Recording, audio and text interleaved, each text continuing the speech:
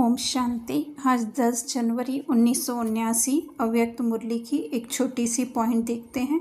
Heading है अब waste और वेट को समाप्त करो। तो नंबरवार देखने का जो है बाबा कारण देख रहे हैं कि क्यों सब बच्चे नंबरवार होते हैं। ज्ञान एक जैसा, एक्स्ट्रा ट्यूशन भी किसी को नहीं पढ़ाया, टीचर भी एक ही है, फिर उसका कारण क्या है। तो बाबा कह रहे हैं इस मुरली के आधार से बाबा कह रहे हैं एक तो वेस्ट अर्थात व्यर्थ गंवाना, दूसरा वेट अर्थात वजन ज़्यादा।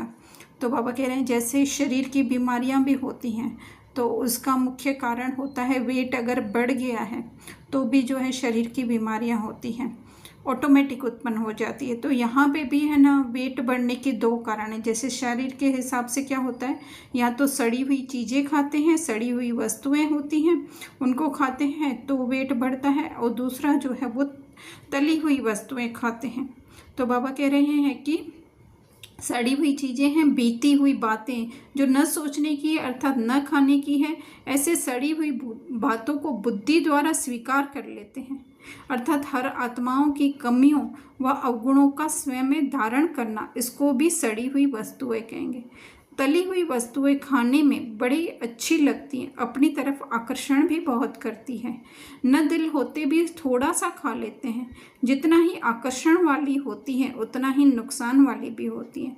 वैसे यहाँ फिर आकर्षण की चीज़ें हैं, एक दो द्वारा व्यर्थ समाचार सुनना और सुनाना, रूप रुहान का होता, लेन देन करने का होता, लेकिन उसका रिजल्ट एक दो के प्रति घृणा दृष्टि होती है। समझते हैं मनोरंजन है लेकिन अनेकों के मन को रंज करते हैं। तो बाहर का रूप आकर्षण का है लेकिन रिजल्ट घृणा है। ऐसी बातों का बुद्धि द्वारा धारण करना अर्थात सेवन करना, इस कारण वेट बढ़ जाता है। जैसे शारीरिक वेट बढ़ने के कारण दौड़ नहीं लगा सकेंगे, चढ़ाई नहीं चढ़ सकेंगे, वैसे यहाँ भी पुरुषार्थ में तीव्र गति नहीं प्राप्त कर सकते, हर कदम में चढ़ती कला का अनुभव नहीं कर सकते।